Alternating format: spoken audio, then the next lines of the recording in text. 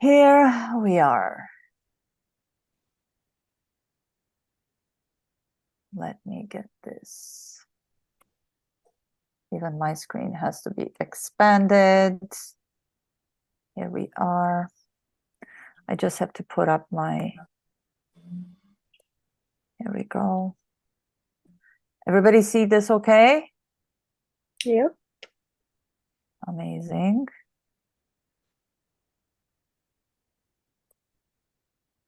All right, let's begin. Today we're going to talk about fat, week number 7. Wow, 12 weeks. We've already passed, as of last week, we passed the midpoint. So here we are, week 7. We have 5 more weeks together over the holidays. Whoever, let me see if we can just you guys make sure that keep yourselves muted so that background noise doesn't interfere. And we want to make sure everybody hears the presentation. So I appreciate you keeping yourselves on mute. So meet me. I'm your facilitator. As I mentioned last time that we did this presentation, I am an author. So Mary, very grateful to you you said you bought my book and you're reading it. So yes, I'm an author. I launched my book exactly 2 years ago. I was actually talking to Mary earlier, telling her that exactly 2 years ago today is when my book was published. So I'm an author. I also do holistic transformational health coaching, and that refers to mindset as well as health. So everything that is related to good quality of life, which includes the mind as well as the body. I do a lot of that. I'm a nutritional consultant, so everything related to food.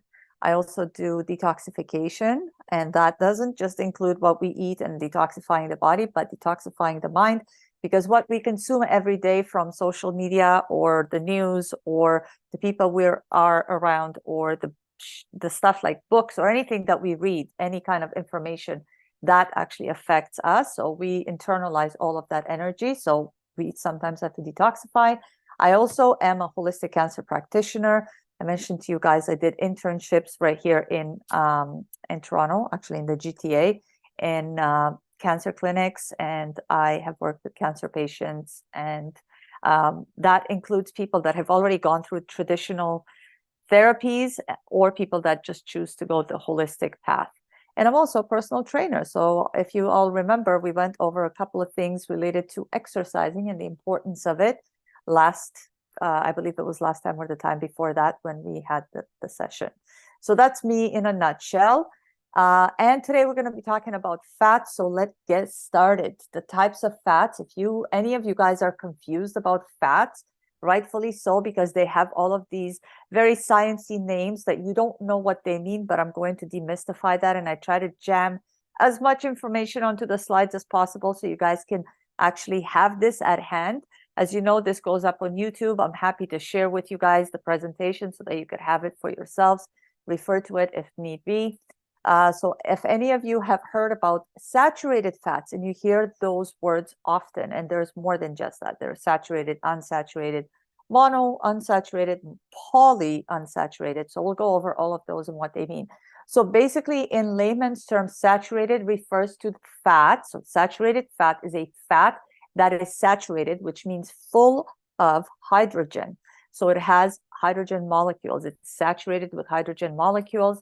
And this is the kind of fat that stays solid at room temperatures. So if you think of things that I just put here, like butter, that stays solid at room temperature. That's a saturated fat. And it's something that should be consumed in moderation. So I consume butter, but I don't eat it by the, big blocks every single day. Very little every day, so in moderation. So an example, these kind of fats, you will find them in foods that are baked or fried using these kind of saturated fats. Meats like beef, lamb, pork, as well as poultry, especially when you have it with skin, those are actually saturated fats. And if you look at things, if you keep them at room temperature and they stay solid, then you recognize that that's a saturated fat. Dairy products like butter and cream. So the butter or the cream, if you guys look at whipping cream, that's actually a saturated fat. And lard, whole milk and whole milk cheeses or yogurt. So if you look at cheese, cheese stays in its obviously solid firm like consistency, if you want to call it that. Same thing with yogurt. And oils from coconuts, palm fruits, or palm kernels are also considered saturated fats. So that's saturated fat. Next one, unsaturated fats. So that's another term that you probably have used. And this one is broken in two categories. So there is the monounsaturated and the polyunsaturated fat. Monounsaturated, mono, like so that this prefix here refers to one, which means that it has only one chemical bond. This kind of fat is heart friendly. This is when oils are liquid at room temperature, and an example of such is avocados, cashews, pecans, olive oil, avocado oil. So if you look at olive oil, if you keep it on your counter and you use it to put dressing in, to put in your salad when you dress your salad, you will see that it always stays liquid at room temperature. And that's exactly how it works with avocado oil as well. And that's the one that I mentioned to you guys you should cook in, because it can take a lot of heat. Polyunsaturated fats. Poly refers to many. So that's what that term means. That prefix, that word before the unsaturated, poly refers to many, which shows that there are many chemical bonds. So more than one. And these are brain healthy fats. And these oils are also liquid at room temperature, and also when you put them in the refrigerator. So an example of a polyunsaturated fat is a flaxseed oil. So if you look at these, you will find them if you go to a health food store such as Healthy Planet or Nature's Emporium or any of those. You will see that flaxseed oil is kept in the refrigerated section, and you'll see that it's always liquid. Walnuts, fish, and flax seeds are, again, the same kind of fats, polyunsaturated, really healthy, especially for the brain. And if you look at walnuts, you guys, I know that this is as an aside, but if you look at it, it actually looks like a brain. So oftentimes these kind of things signify what they are good for. This here, if you look at it, it looks like a female womb. This is where like the pregnancy would happen. So these are really healthy for reproductive health. Okay, next, unsaturated fats continued. So monounsaturated and polyunsaturated fats are healthy and have numerous health benefits. And I wanted to go over, so above and beyond the brain health, they prevent coronary heart disease. So it's really good for cardiovascular health. They prevent strokes, they prevent diabetes, they promote healthy nerve activity. So those of you that suffer with neuropathy or know anybody, these are the kind of fats that you want to have. They also improve vitamin absorptions. So the vitamins that are fat soluble, so some are water soluble, like for example, vitamin C is a water soluble vitamin, but vitamins A, D, E, and K are fat soluble. So that means that you have to have fats in your diet for you to be able to absorb them. And for any of you that take, let's say, vitamin D, which everybody that's here right now and everybody in North America at this time of year should take, you should always supplement it because everybody is very deficient in it for obvious reasons. We don't have a lot of sunshine. That's usually how our body makes vitamin D. But if you buy it and you look at it, you will see that it's actually in fat. So if you're going to be using a dropper, so it's in liquid format, you will see that it's actually oily. So it's in a fat. That vitamin is fat because it's a fat soluble, which means the body needs to have fat to be able to absorb it. This kind of fat, unsaturated fats, also maintain a healthy immune system. So if you want to make sure that you maintain good immunity, especially for this time of year when we tend to get more sick because we don't have access to sunshine, the days are obviously shorter, the same thing. These kind of fats will help you stay healthy. So they'll help boost your immune system. And they also promote cell development. So cells, when the body produces them, it actually looks for the raw materials.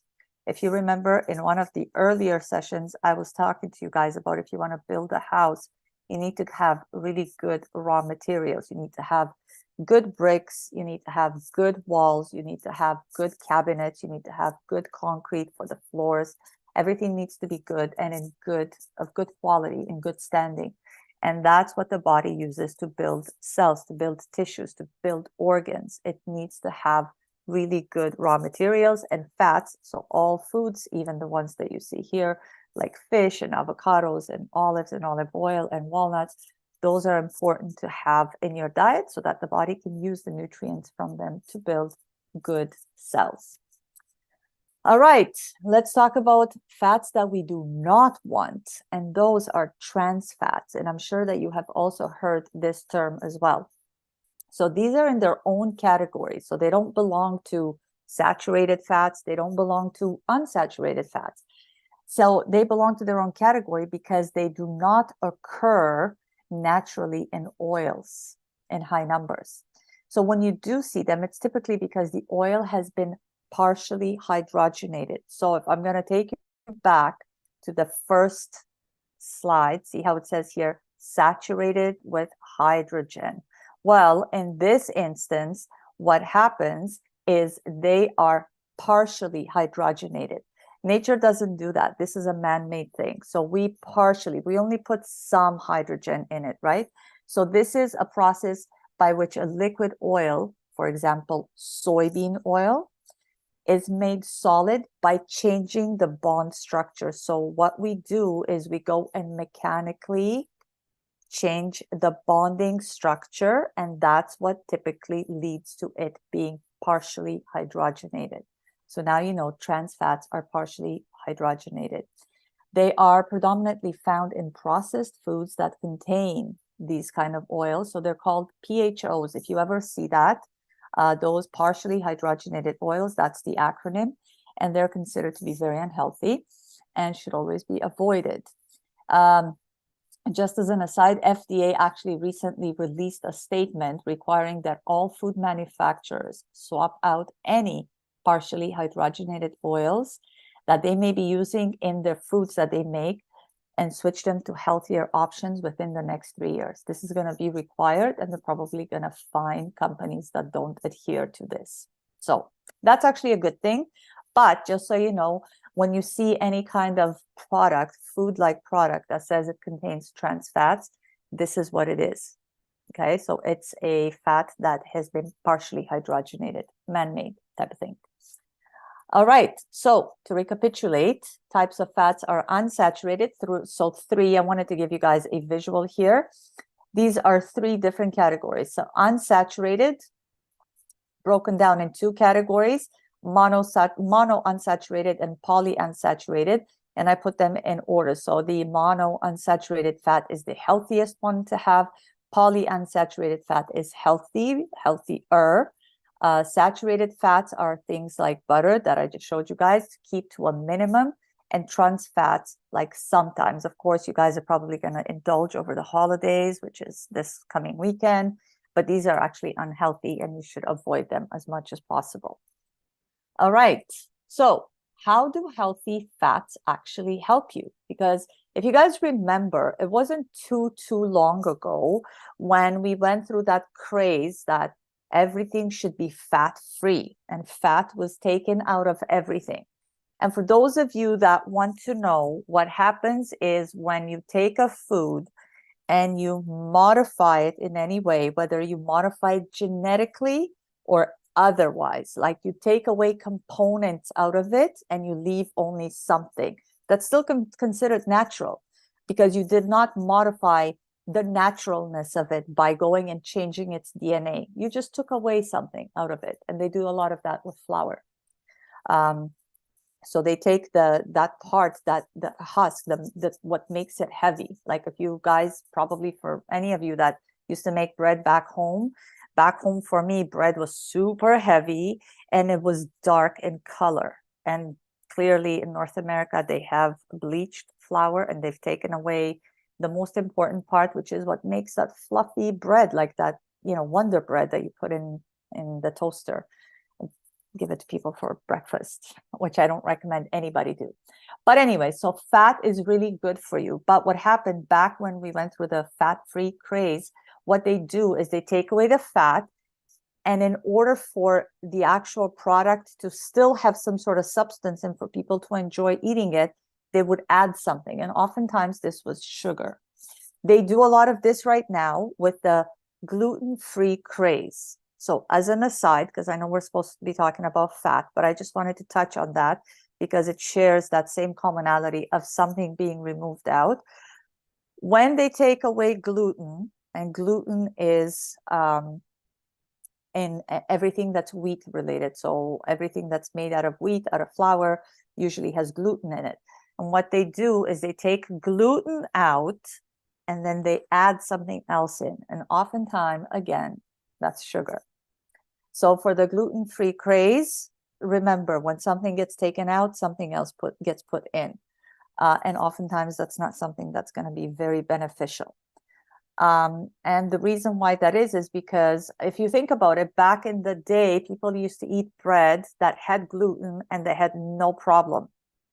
And a lot of people that go and eat back home, whether that's in Europe or in any other part of the country, in any other part of the world, pardon me, they don't have the same issues that they have in North America. And the reason for that is because the crops in North America are the most sprayed crops with pesticides, herbicides, and all kinds of other chemicals to prevent bugs from eating them or from damaging the crops. So usually the stomach lining reacts to the chemical, not to the actual healthy, natural product that has been there since the beginning of time. If gluten was to be bad, people would react to it always.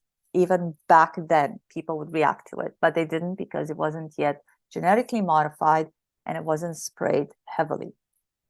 And I challenge all of you to go to Google and search for pictures on how do they spray crops. And you will see there are people in hazmat suits and they are either physically walking, spraying the crops, or there are machines that spray what we actually eat. Now, let's get back to fat. So as I mentioned back during the fat-free craze, they took fat out, but fat is actually so beneficial for health, you have no idea. So let me talk a little bit about how fat helps. So number one thing, and I wanted this to be number one because the brain is such an important organ, and fat helps with brain function. The brain itself requires probably the most fat. So here's why it's essential for our well-being and what it does. So our brain is like the command center of our body. We all know that. It sends messages through the nervous system, but it needs healthy fats to function well. So this is why it matters. Healthy fats, especially omega-3s, and you have heard that. So the omega-3 fatty acids that are found in foods like fish, walnuts, what I showed you earlier, these are crucial for brain health. And remember, as I showed you, walnuts look like the brain. That's for a reason, obviously. Mother Nature doesn't leave anything to anything.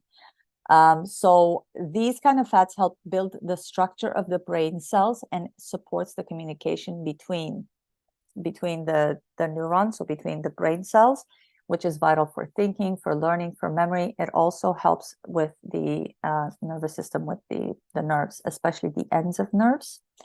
Another reason why fat is important is for hormone production. And I've said this to so many people. Our sex hormones, so for men, testosterone, for women, estrogen and progesterone. But remember that even us women have a small amount of testosterone, which is typically a men hormone. And men themselves have a little bit of our estrogen and progesterone as well, especially estrogen. And these hormones are always built with the use of fat. So we need to eat fat in our, like we have to have that as part of our diet. It has to be healthy fat, so don't rely on trans fats or really bad fats for that. But healthy fats will help the body produce hormones. So the hormones, as you all know, are messengers in our body that regulate some of the functions like growing, right?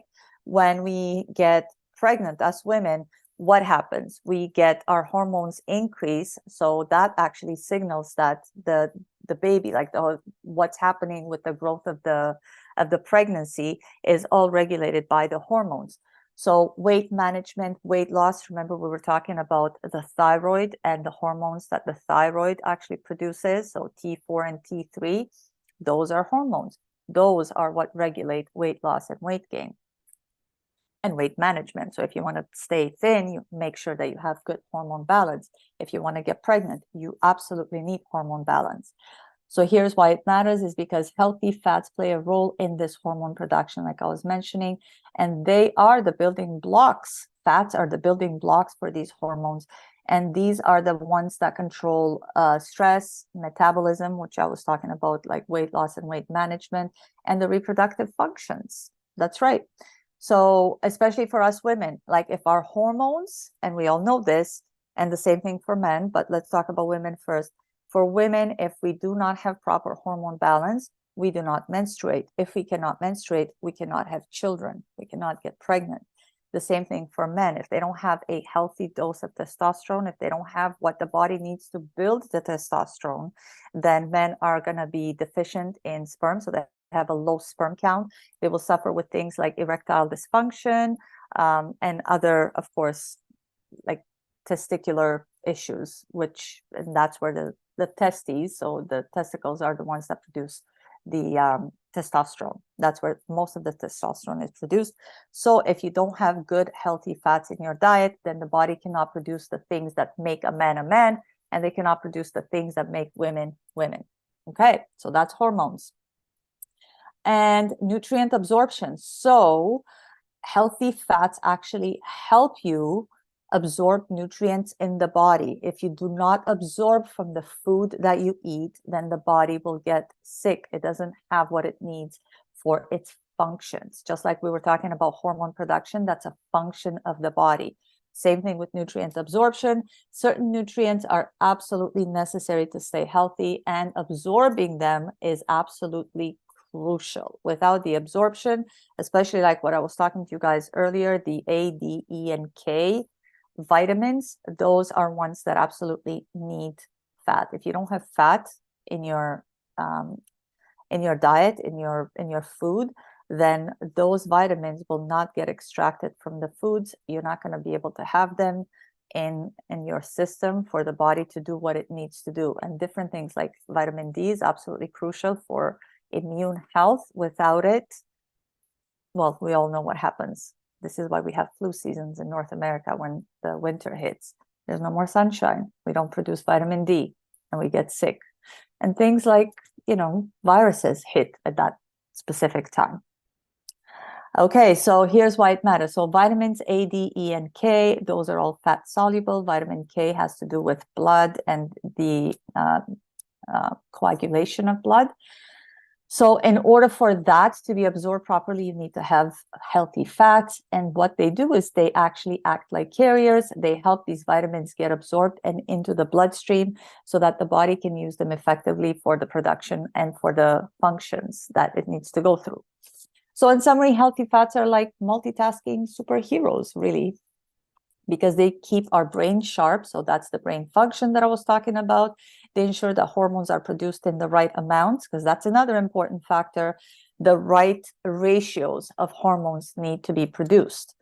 And as an aside from that, for those ladies, I'm sure you've heard, and even gentlemen that have had to deal with this in their respective families, we have that thing called estrogen dominance, which means that we produce a lot of estrogen and not enough progesterone. So there's not that balance, which means that it's going to lead to certain issues. Women that have estrogen dominance are the ones that when they gain weight very easily, they have hot flashes, menopause hits them really hard, things of that nature. So hormone production is very important, and it's important that it's in the right ratio. And it also helps absorb the proper nutrients that we need to stay healthy and stay thriving. So that's how healthy fats help us. I know that I went as an aside there with the gluten, but I really wanted you guys to understand that when you take things out of a balanced diet, it actually has a detrimental result. And that's what happens with the whole fat-free phase that we all went through. Now, let's talk about how fats help in the sense of breaking them down by categories. So from the saturated, let's talk about the monounsaturated fats. Okay, so here are some examples of healthy fats. Monounsaturated fats for example, the sources, olives and olive oil. So even if you were to eat the olives, if the oil comes from them, the olives themselves are considered fatty, so they have fats in them, and they are actually really, really good. And if you can swallow the seeds, those are really good for digestion, just so you know. Avocados, nuts, almonds, peanuts, cashews. So nuts are a source of monounsaturated fat. And not just nuts, but also seeds. So sesame seeds, pumpkin seeds are examples of such. They actually, how they help with brain function is that they provide flexibility and fluidity of cell membranes, okay? And they also aid communication between nerve cells. So when the brain transmits certain messages, those sometimes for some people it's very slow, but for some people it's very quickly. They're able to think on their feet very quickly. So that communication between nerve cells and between the brain and the nerve cells actually gets helped by fat. And in hormones, because we were talking about how that is also helpful, these monounsaturated fats provide a stable foundation for the hormone production, and they ensure that the balanced levels of hormones that regulate stress, metabolism, and reproductive functions is actually where it should be. So that balance is absolutely crucial and necessary. And the role in the diet, while it can help manage overall fat intake, and it maintains a healthy balance between different types of fats. So that's the role that monounsaturated fats play. Let's talk about how polyunsaturated. So remember, mono was one bond, one chemical bond, and poly is many chemical bonds. Like, remember, we were talking about how, not almonds, but, oh my goodness, it's not coming to me, walnuts. Those are the ones that are polyunsaturated. So I have it right here. So walnuts, fatty fish. If those of you that eat salmon and mackerel or trout eat that, then you know that you're getting good, really good sources of polyunsaturated fats. Make sure that the fish is organic. We want to make sure it's clean. Flax seeds and flax seeds oils are also great sources. Chia seeds. For those of you that make, I believe I gave you guys a recipe not too long ago about having breakfast, and I gave you a chia seed pudding. Well, chia seeds are actually a really great source of fat. Sunflower seeds are also great. So remember, it's not just nuts, it's also seeds. Sunflower seeds are actually great.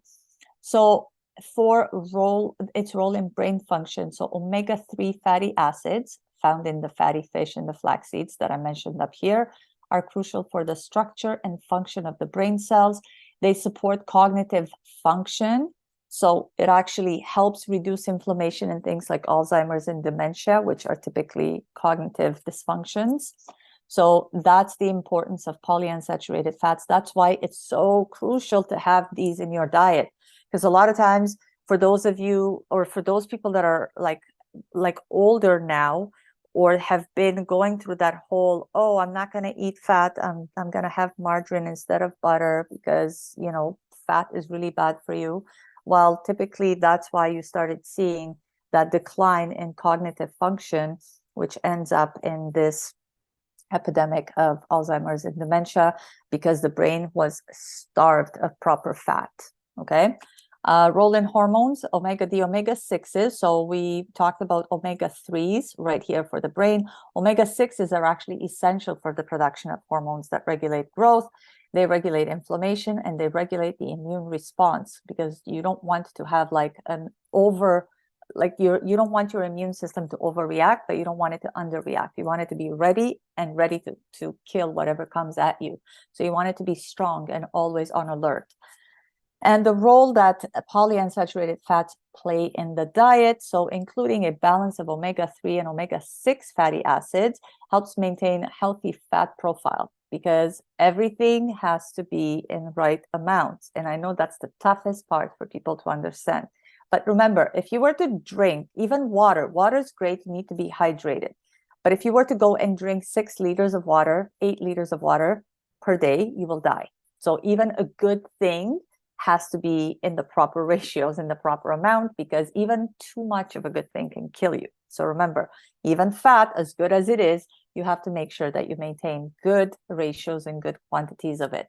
But definitely you need to maintain a good, healthy fat profile. And it actually, fat promotes cardiovascular health and manages inflammation.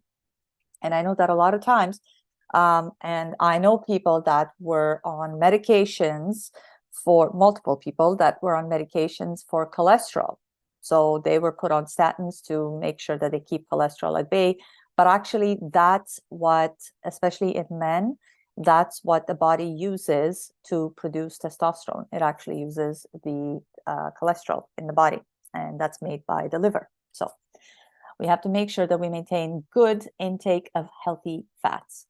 Let's talk about the other benefits of fat. So mood, growth, and weight management. We already talked a little bit about that, but mood, I didn't really touch on it. And I wanted you to know that omega-3 fatty acids have been linked to improved mood and a reduced risk of depression. So make sure that you have your good omega-3 fatty acids or just omega-3s. Even if you're going to supplement it, that's okay too.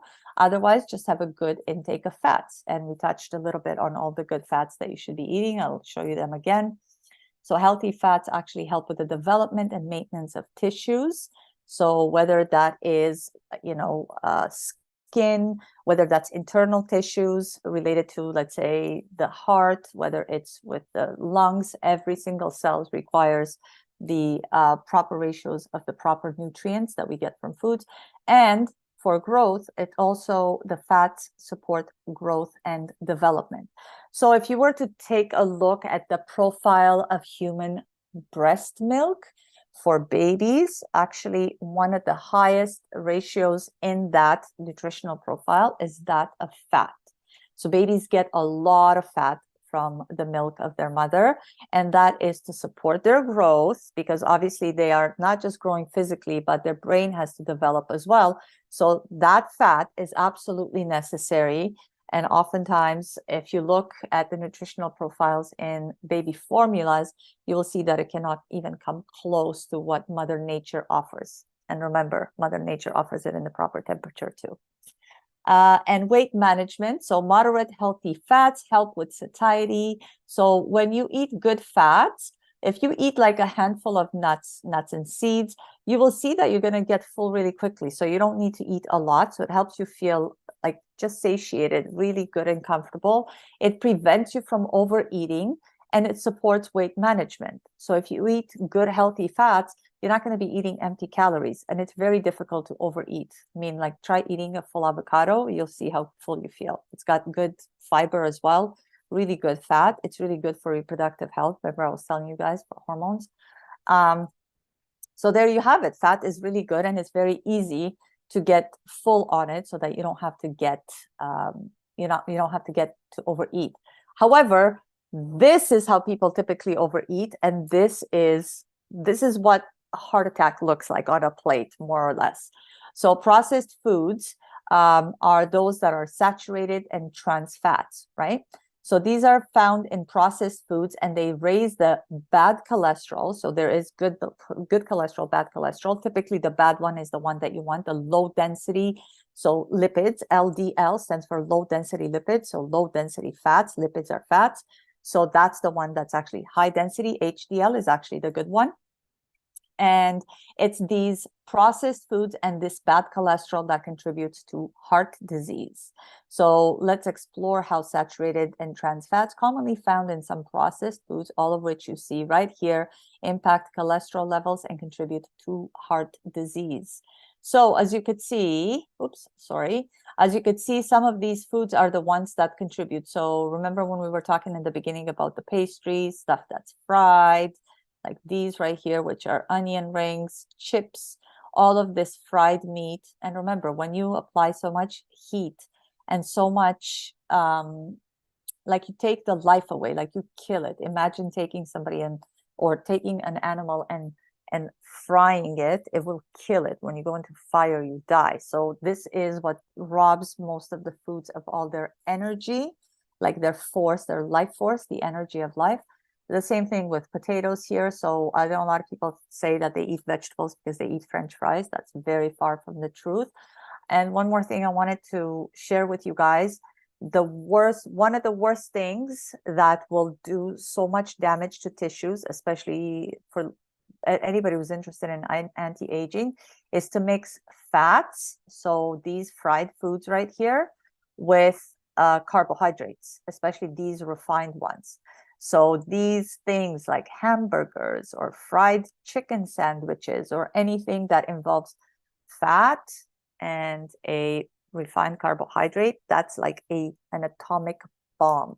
It leads to what's called glycation. So you're mixing things that you shouldn't be mixing, and it does damage to the tissues, and it prevents you from actually, if you're looking for longevity or anti-aging, that's what prevents it. Now, let's talk about saturated fats, because we left that out.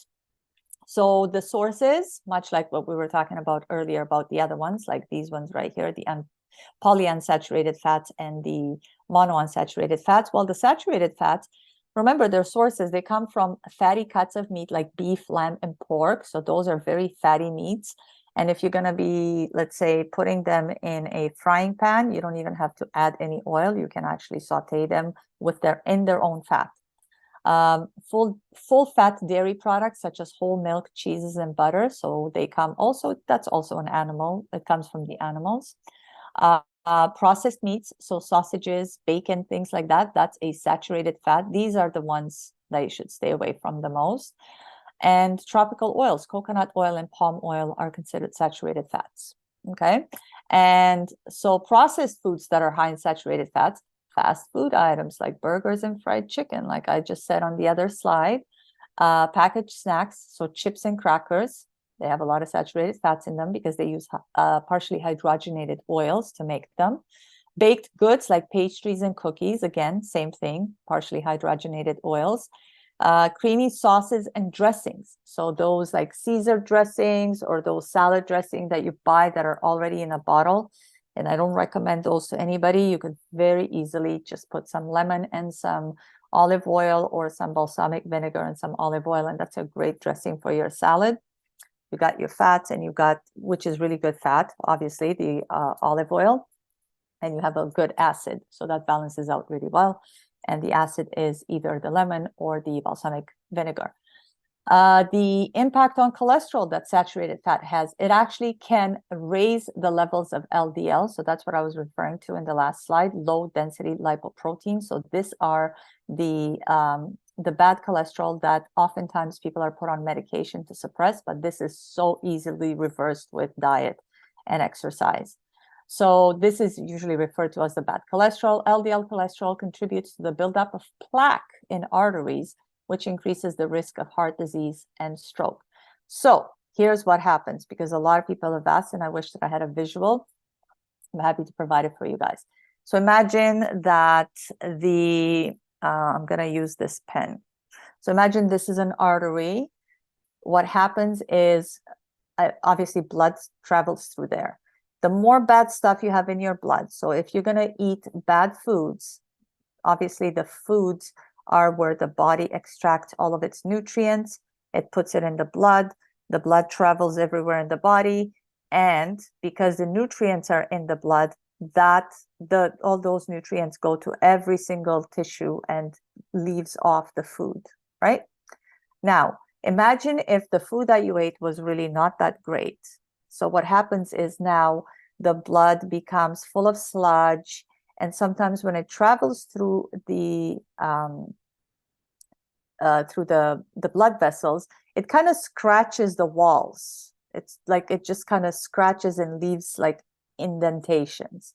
So what the body does, it says, oh, wait, like we need blood and the blood has to travel. So we have to patch up that indentation, that scratch there.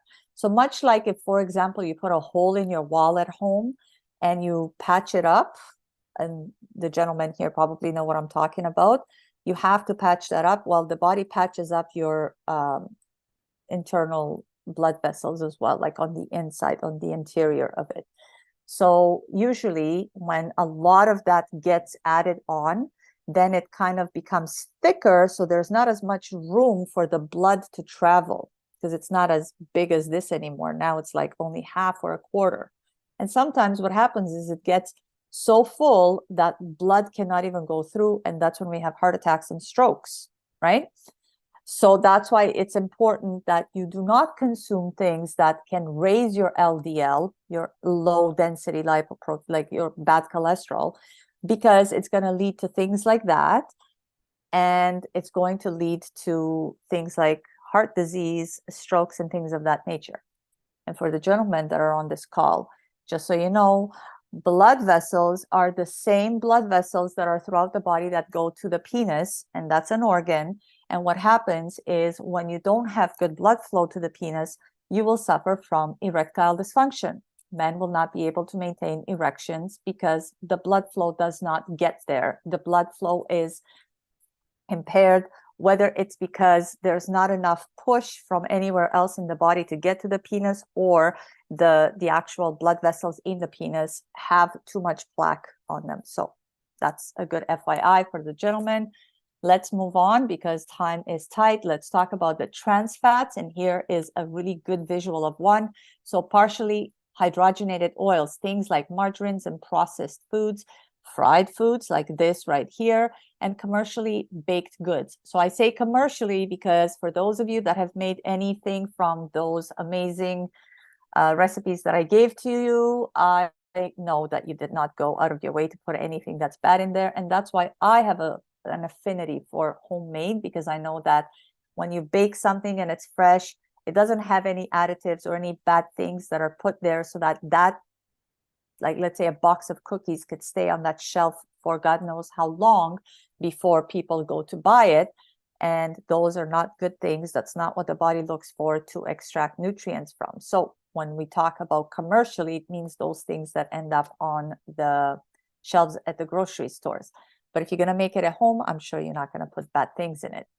So the impact that trans fats have on cholesterol, not only do they raise the bad cholesterol, but they also lower the good cholesterol. So they make the good cholesterol go down and they make the bad cholesterol go up, which is double impact. And this can actually significantly contribute to the risk of heart disease. And I explained to you how, with the use of this cap of the pen, that's what happens. Stuff gets in there and then you end up not having good blood flow. Processed foods that are high in trans fats are margarines and some other spreads, like I can't believe it's not butter. I think that's what it's called. Terrible. Don't eat that. Packaged snacks such as microwave popcorn. So not only is the lining of the bag bad for you, but the butter that they have there is actually not real butter. And even at the movie theaters, because when I used to take my kids and they say, oh, put butter on the popcorn, Mom, I would ask the people, especially, you know, me, the nutritionist, I would ask, is that actually real butter?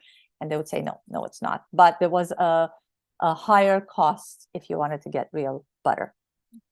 Didn't know if that was even real butter, but nevertheless. Certain crackers also have trans fats in them, so make sure that you check the labels in the list of ingredients. Look for partially hydrogenated oils. Those are the ones that typically are the trans fats that are used in commercially made stuff. So the baked goods like donuts and pastries, and fried fast food items like French fries and fried chicken from very well-known restaurants that some of you have gone and eaten at.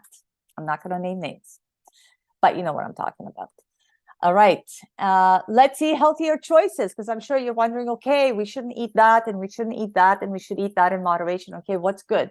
So lean meats and poultry. So lean, like look for the ones that are not heavily marbled. I know that they taste better, but it's better for you not to have, because that's actually not the kind of fat that you want to have a lot of.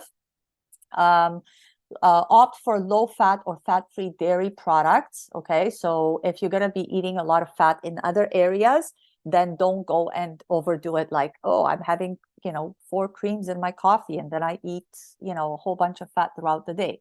Consume healthier oils like olive oil. That's actually important. Olive oil is one of the best oils. Remember, it's only raw. And if you don't have olive oil, then definitely olives will do. Make sure it's cold extracted, really good quality. And I was actually talking to somebody in my family the other day about this. So the best kind of olive oil is, if you're going to ever be lucky enough to get your hands on it, and it's quite expensive, but it's worth it. It actually is supposed to have a little bit of a bite when you taste it. So it's got like a little bit, I don't want to say that it's spicy, but there's something about it that you will see the distinction. So that's a really good, healthy olive oil. And if you find it I saw this container not too long ago and it was about $90. So yeah, that is the good stuff right there. So eliminate processed and fried foods. Of course, that goes without saying. Check your food labels for hidden trans fats, especially partially hydrogenated oils. So those are the ones that you want to look for. You should cook with avocado oil and coconut oil. I told you guys that before. Those are the ones that actually, there's also another one that's called tallow. That's an animal product, but it's hard to come by. So that's why I don't really mention it. But avocado oil and coconut oil can take a lot of heat. So those are the ones that you can actually cook in. So if you're going to be sauteing or stir frying, those are the ones that you want to use. And of course, include sources of omega-3 fatty acids like fatty fish, like salmon and mackerel. I love salmon. I'll eat salmon liberally.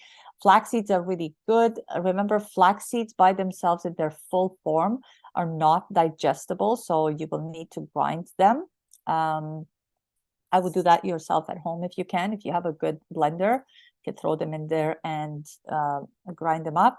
And walnuts are really good. And I put this right here for you guys not to miss. Do not deep fry.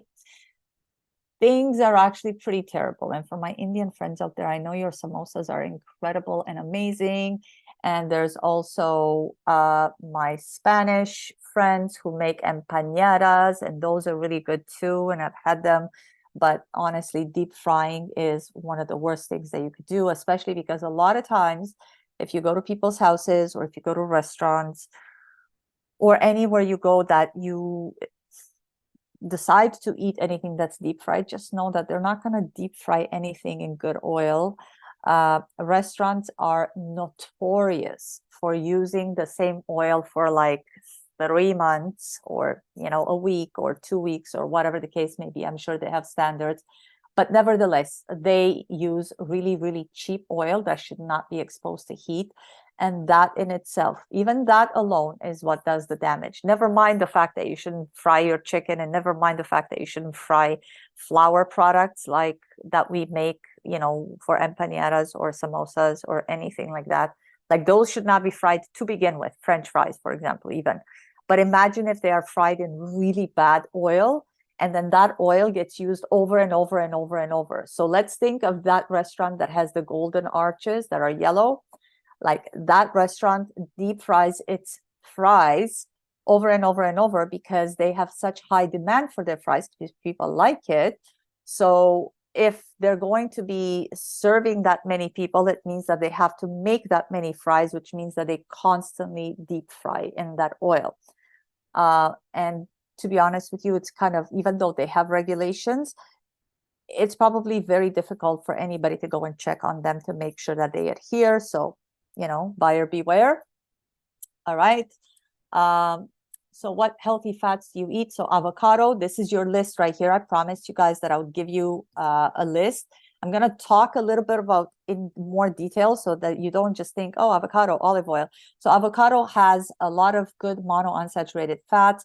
They provide a creamy texture. They're very versatile for salads, for sandwiches, or as a topping.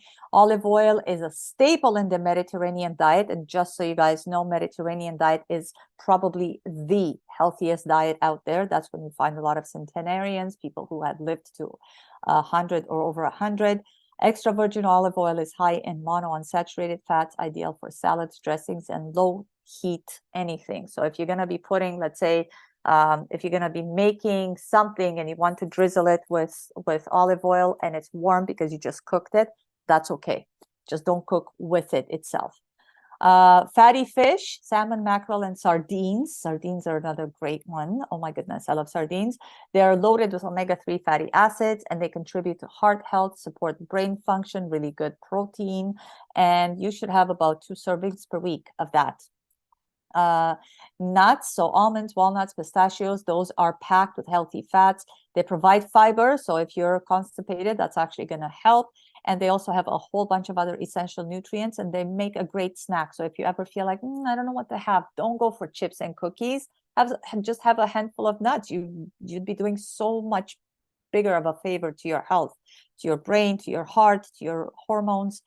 And you can also add it to salads, or if you're going to be making like yogurts with granola and all that stuff, those can go in there really great and really tasty. So flax seeds for seeds, chia seeds, sunflower seeds, those are also high in omega-3 fatty acids. They also have fiber, and they're great for smoothies if you want to throw them in oatmeal if you're eating that, or you could just put it in your salad as a topping. I always do that as well, because if you're not going to have avocado and you just have nuts and seeds, that's your fat. It's great. It's amazing. And anybody who knows me in my family, I'm the salad queen. I make salads every day. And whenever I go to any events, like I'm going to be going this weekend to my mom's, she already asked me to make sure that I bring a salad. And so did my sister-in-law. So there you go. Salads are my staple. And I always make sure I put nuts and seeds in them and a whole bunch of other things. Coconut oil, although it's high in saturated fats, because if you guys remember, I put it on the saturated fat list. It is actually a medium, so it's MCT oil, for those of you that know and have heard about it. So it's medium chain triglycerides, and they are metabolized differently, but you should still use it in moderation. And if you are going to be cooking it with heat, make sure you use this oil, as well as obviously the other one that I told you, avocado oil. You can use it for cooking and for baking. So if you want to make sure that you have like good fat in your baking, coconut oil is a great additive. Dark chocolate is another really great one. So it comes from cacao. So you should have 70% or higher. It contains healthy fats. And remember, cacao, not cocoa. Cocoa has been processed. So cacao, raw cacao especially. And chocolate, if you want to have chocolate, you know how sometimes we need chocolate. Well, this is a great satisfying treat, especially if you make sure you consume it in moderation. And I'm just going to remind you, last time I was telling you guys that when us women crave chocolate, it's because we're deficient in, does anybody remember? I should ask this at the end when we do Q&A, but it's actually magnesium, and cacao powder has a lot of magnesium in it. So that's why we crave it. The body's asking for it. Nut butters, peanut butter, almond butter, any kind of nut butter, and Preeti, I remember what you said you found at Walmart last time. That's great. That's a great find. So make sure that you choose the natural ones without added sugars, without hydrogenated oils or partially hydrogenated oils, and make sure that you use them in smoothies and in, obviously, I actually put nut butter in my coffee. So I don't use cream or any of that. Like I either put nut butter or I make my own cashew milk. So that's what I use for fat. Fatty fruits like olives. So olives are not a vegetable, they're actually a fruit, and that's a fatty fruit. Good source of monounsaturated fats. You can have them on their own, or you can add them to salads or any Mediterranean dishes. We all know that you find them in any Mediterranean restaurant. I saw them at a Mediterranean restaurant just the other day on top of hummus, my favorite. Eggs, rich in healthy fats as well. They provide essential nutrients, and if you include them as part of your diet, they also give you a lot of protein and fat. So let's talk about the key learnings. So I wanted to recap because fats are such a big thing, and I try to rush through it so that you guys can learn. So healthy fats support overall health. You got to manage your saturated and trans fats so that you can make sure you keep your heart nice and healthy. You need to identify sources of healthy fats in your everyday meals. And the basic rule of thumb is if Mother Nature made it and you're eating it exactly as Mother Nature made it, then it's good for you. If it's man-made and it comes in any kind of plastic container or anything like that, it's typically not that good for you. And when it comes to olive oil, that's the healthiest one. Make sure it's cold pressed, make sure it's extra virgin. And if you don't have access to it, then olives will do just fine. So use cooking oils wisely. So don't go overboard with a lot of it. Include fatty fish, nuts, and seeds in your diet. They give you such amazing fat that is so good for you for all those things, brain, hormones, health, weight management. And you make sure you build a balanced plate with a variety of nutrient-dense foods, including fats. And the best ones, my everyday, are these right here. I love avocados.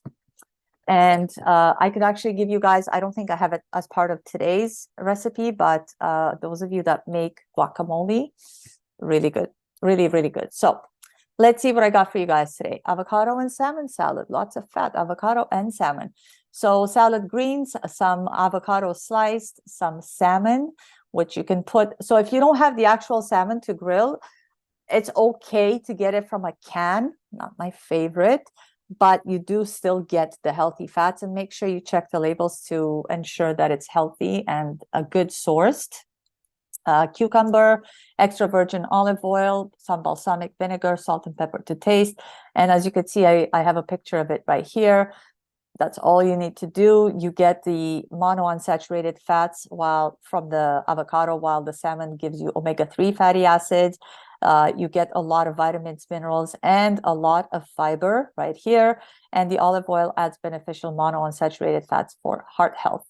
So there you have it. Make this. This is a really great meal. And I promise you guys, you could add quinoa to it if you want. I wouldn't, because the fats in this will make you feel satiated and full for a long time. Like this will last you a good 5 hours. And you don't have to worry about having your blood sugar spike. There's like no blood sugar to go up from this because it's all mostly fat and fiber. All right. My favorite time of the session, Q&A. Who has got questions for me? I've got answers for you. Unmute yourself. Preeti, so nice to see you. Look at your beautiful smile. Okay, I went through a lot, you guys. I'm so sorry, and thank you for joining. I know that today is so close to Christmas, so I so appreciate you being here and listening to me. Oh, we wait for you all week. Oh, you're so sweet. Like the sweetest woman. All right, who's got any questions? Are you guys clear?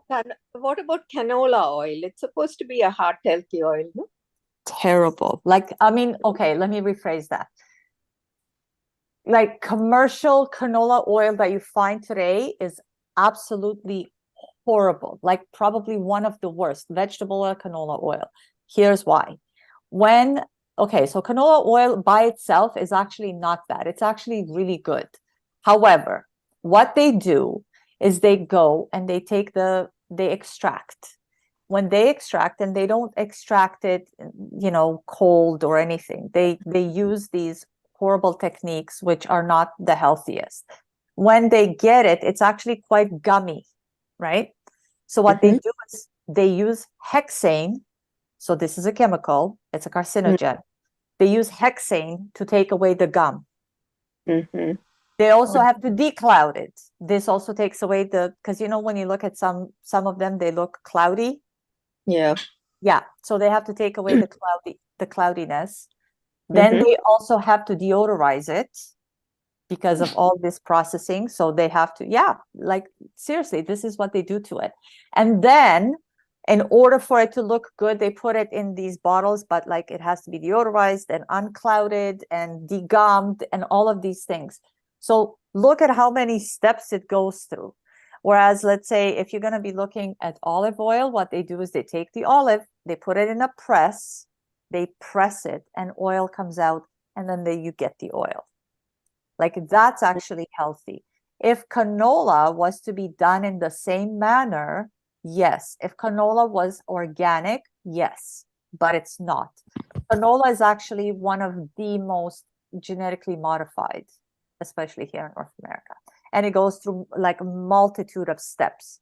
So it's very heavily processed, and they use a lot of things to make sure that it's suitable for you to consume. So I do not recommend canola oil ever.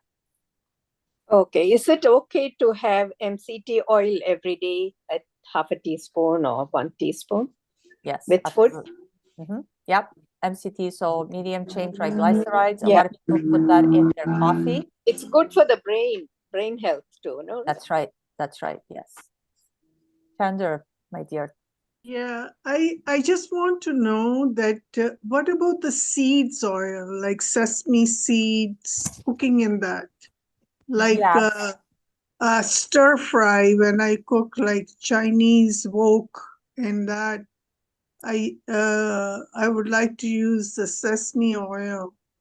It gives the nice flavor, texture, and it's quite healthy actually. So here's what I would do with that. If you want to use that because you want to have that nice flavor, and I love it too, I would cook the food with a healthy oil that can be used for cooking and actually is okay to expose it to a lot of heat, like what I was telling you. So you could do the avocado or the coconut oil, and then you could drizzle it with the sesame seed oil so that you could get the flavor, but I would not expose it to heat. So is that lost the nutrients, like seed nutrient, or what it is? Yeah, But so because the taste is still quite strong of the sesames. yes, exactly. So that's why when you expose anything to heat, remember, I don't know if you were here in the very beginning when I said, like, if you were to throw like an apple into, like, if you're gonna deep fry it, you're gonna kill every nutrient in it. Most of the time, whenever we fry things, we kill the nutrients in that food. Because imagine, like, not to sound barbaric, but what did they do back in the day when they tried to kill people, especially women? They used to burn them at the stake to kill them. Like, fire kills. It never does anything. Even when people get a sunburn, like, what happens to the skin? You peel it off, it's dead skin. So when you expose things to heat, you actually kill the nutrients in them.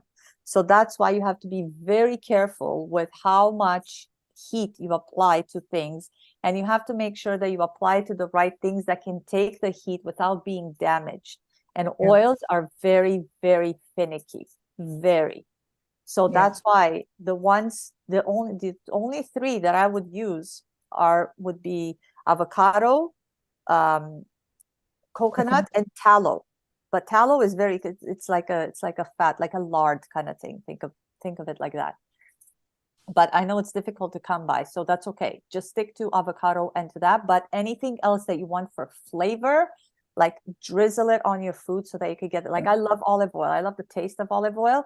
And sometimes, like, when I used to make even, so like in the Italian culture, we used to make like pasta so we would boil the pasta, and then we would steam or boil a little bit of broccoli. This is like a poor man's meal, but it was so good. So pasta, which is very cheap, obviously, the broccoli, and then we would put a little bit of olive oil and some crushed garlic.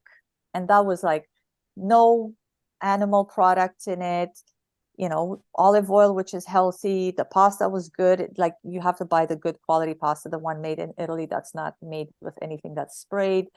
Broccoli is really good. Garlic is an antiviral so it was like a good meal, and the kids loved it. So I would drizzle things for flavor onto your food after you've cooked it. Don't cook with that oil. That's going to kill the nutrients. Another thing I want to ask you about the peanut butter spread on the bread. Remember what I said. I mean, I love that too, believe me. But I love it so much. I mean, I love it so much. But that's my favorite sandwich to go. Yes, I used to make that with not peanut butter. I love almond butter. So I would put like bread that I would toast, really generous amount of almond butter, and then sliced banana. Oh my God, that was like heaven for me. But fat and carbohydrates, especially refined carbohydrates, so fat and sugar should not be together. That will make you gain weight really quickly.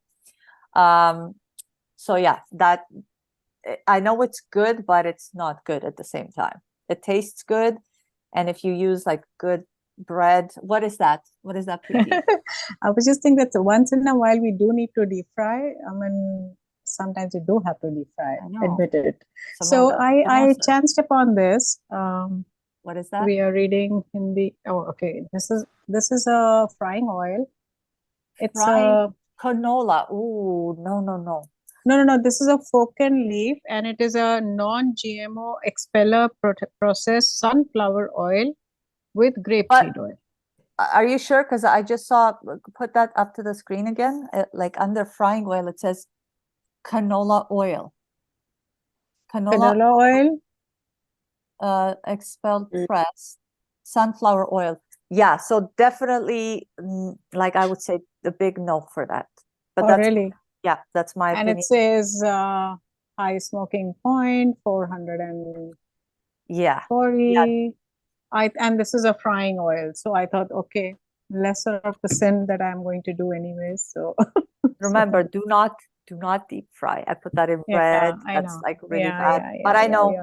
some people, like I'm probably gonna have deep fried stuff too this weekend. Like, but this is the only time because it's Christmas, and then never again. But yeah, that is, I would not recommend that, Preeti. Simone, what about Brazil nuts? They are supposed to be good, right? They're amazing. They have a lot of selenium. If you can have like 3 of those a Two. day, Yeah, 2 a day. I take 2 a day. perfect. Yeah, those are perfect. Men should actually have that too. Ah, Yeah, the selenium okay. is really good. In fact, there was, and you could go and check on this. There was a doctor, because I listened to one of his lectures that he did, and if you take, I mean, of course, he was talking about supplementation, but if you take 200 milligrams of selenium a day, that decreases your chance of getting cancer by, I don't know, like 60% or something like that, like very high. So selenium is really, really, really good for you. Great. So yeah, and the Brazil nuts are high in selenium. Everybody should have them.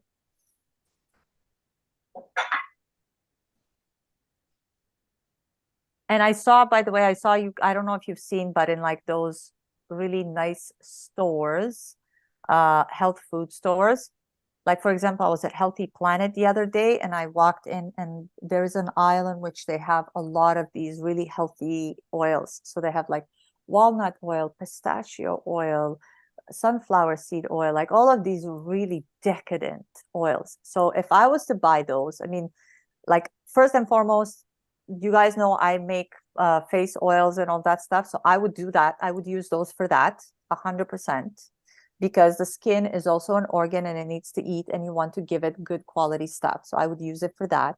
I would never expose them to heat. I would use them like if I wanted to have flavor and I wanted to have something decadent, like, okay, we're having something and we're gonna like infuse this and that. Like, for example, when I was in California last, I remember I was in Sonoma, which is near Napa Valley, which is where they make wine. And there was this store that had all of these really nice oils, and they were infused with like fig and lemon and lime and pear, and like it was just so decadent, like super tasty. So I bought some and I brought them, and you could find them here too somewhere. Like I'm sure there are stores that you could find them in.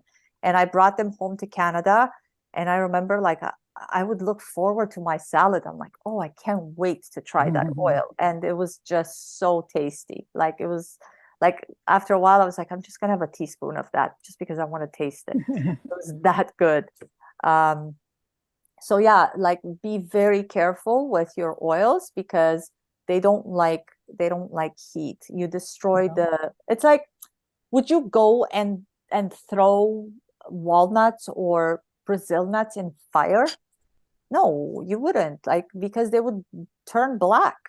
That's basically what would happen when you expose these oils to heat. Like you char them, you make them, they become carcinogenic. They become like toxic and cancer giving. Yeah, you have to be very careful with them. Like most of these things should be eaten raw. So you eat pistachios raw. Well, if you're going to have a pistachio oil, it should be eaten raw too. The same thing with, like sunflower seeds. So be very careful in what you do. Almond oil, the same thing. So all oils should be like, that's why it's easier for me to tell you, like all in all, you should not be consuming more than 4 or 5 oils. like in total. So for frying or sauteing or heat, anything related to heat, you could do butter, you could do coconut, and you could do coconut oil, of course, or you could do avocado oil. So those could take heat pretty well.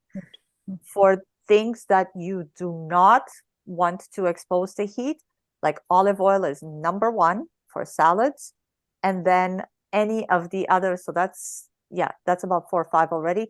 Any of the other ones that you're going to be eating, no heat, no Yeah. heat. And of what course, was it? Sorry, the total amount of oil in a day, like actual oil and then the seeds and nuts, like how many teaspoons or whatever, like approximately, like what is our quota for the day? so I apply my olive oil liberally to my salad. I would say if I was to quantify it in my salad, I would say I would probably put like 3 to 4 tablespoons. Oh, wow. That's a lot. Like in my salad. Yeah. So Okay. tablespoon for it, drizzle it. Okay, Then, yeah, and I have that salad, but again, I'll tell you why. So right now, where I am at this stage in my life, like fat is important for me for hormones. I want to make sure I maintain good hormones because I'm going through that stage when my hormones are going to start dropping. So I want to make sure that the body has what it needs to continue to make hormones as necessary. So good sleep, good hydration, good fat intake, those are very important. Also for nails, for skin, for hair, that's very important. So and then I do have some walnuts, but that's my favorite nut by and large. I also like cashews, and out of cashews, I make my cashew milk, and I also make my cream cheese. Like I make it in a way that the consistency, it's like you could spread it. So that's usually what I make with cashews. Yeah, and I love that. Okay, so you just put less water when you're churning I it actually thought I have a recipe for that. Like I make it so I put a little bit of olive oil in it. I put garlic because I want it to have taste, so it's not bland. I put a lemon. I put Okay, some please salt. share it with us on WhatsApp. I could share. I'll put that in WhatsApp because I have it in my phone. Yeah. So that's a great recipe and I love that. Yeah. And believe it or not, whenever I make tuna fish, like I actually mix it with that. It's delicious. Yeah, we need some spreads also, like, just to kind of. Yeah. But spreads So on what? Bread is not allowed. Spreads on what? I'll tell you, you know what you could have, which is what I do. So you could get either zucchini or you could get cucumber. Oh, you can. So You can. And I you can cut say, it, oh, good and idea. I'm like, Wonderful. this is like Oh, that's good. Oh, that's yeah, wonderful. this is like my cracker. Yeah. That's good. Yeah, very Yeah, good alternative. Because so that's basically what we I are do. looking for something and we're just used to eating breads and crackers. So we just need to supplement it with something else. So you know that thing of picking up something that size and putting it, it's like smoking, right? It's the thing about, so it's the same thing about crackers and stuff A like lot of that, people do, yeah, like or chips. just that, People do that yeah. with So chips. yeah, Yep. yeah. Oh, that's wonderful, zucchini and stuff. Yeah, so that's a trick. It's much better so Yeah. you don't spike your blood sugar and spreads. Yeah, And you still get hummus is really good. That's a great yeah. spread you could use Yeah. or dip. Like Guacamole. guacamole, very, Yeah. very good. That's another one I was telling you guys about earlier. Yeah. So this cream cheese and whatever, like oftentimes, I just stick to, I'm just gonna eat my salad, I'm gonna eat my fish, and that's enough. Like that's a good meal for me. And oftentimes, like if you want to add anything more substantial, if you eat fat, you will see how quickly you feel full that you don't need to go and eat anything that's not really good for you. Like if you ever feel like, I haven't had a pastry and so I want a muffin, go have like a handful of nuts. It'll take care of your muffin need really fast. Or eat like, take an avocado and cut it in half and eat with a spoon right out of it. Yeah. That'll do the trick too. Yeah. This is actually, just so you guys know, I don't know if you could read this. Organic. Yeah. All right. Any other questions? We are at about an hour and a half right before I Christmas. think You we're guys are good. so amazing to share your night with me. And we also have next week coming, week number 8. And then afterwards we'll be done in a month. I'm gonna miss you Yeah. guys. But Yeah, I'm it's gonna been a wonderful this thing. What with makeup stuff and oils and yeah, I'm gonna do some sessions on some of the things that you ladies asked for. So we'll do some women's health stuff, and invite any men can actually attend too, so that they can learn about us ladies. I actually want to do one for you ladies. If you have any other women in your families that you want to invite, I want to do one on the importance of sort of traditions and how to deal with like the feminine, like the menstrual cycle. If you break it down and how it works, and of course I don't want to talk about it here, but I'll just give you a quick overview. Like if you look at Mother Nature, she goes through 4 periods in a full year. We go through a full 4 period in a month, which is our menstrual, like it's like a cycle, like the moon cycle, right? So every 28 days, if you divide 28 by 4, so there's like, every week. four 7-day periods. Yeah. So in the first, 7 days, it's sort of like spring, and then the second is like summer. The time when we bleed is like winter.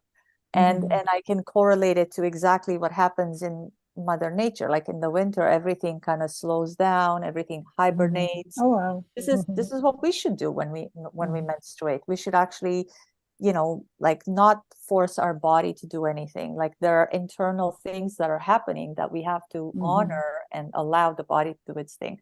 So I think it's important for men to listen to this because they'll get an understanding of, what the ladies What in their we go life. through, yeah. Exactly, yes. What we used to go through because now we are past menopause. Yes, some of us still menstruate, yeah. And they have to understand what we go through, and it's important because at the end of the day, without this monthly thing that we go through, life wouldn't exist. Would not possible, yeah. So I promise I could do something like that for you. Can you also cover about the menopause, like Yes. women in 40s, 50s? So I will invite more young people to hear. Yes, I'm in my 40s, so I'm right there.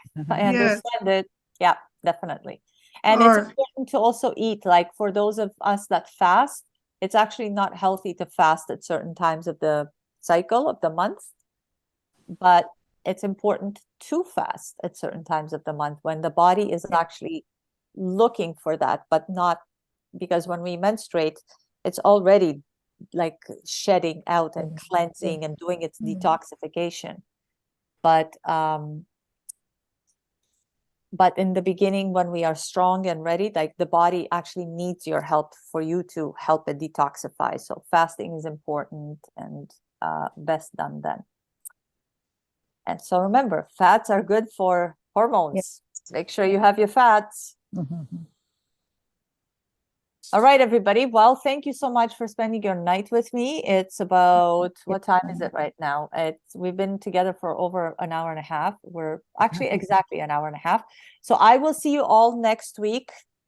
For those of you that celebrate, Merry Christmas, Happy Holidays, Happy New Year. We will see each other before the new year begins. But for those of you that cannot make it because you have any family commitments or if you have to travel, happy holidays. I'll see you in 2024. But for those of you that will be here next week, I'm happy to see you again next week, and I look forward to your questions. Please bring questions. Those are my favorites. Yes. Okay. Thank you. Thank you so much. Thank you for a wonderful session. Thank you so much. Good night, and I will drop that treaty. I will put that recipe in the group chat. Bye, everybody. Thank you. Good night. Good night. Thank you.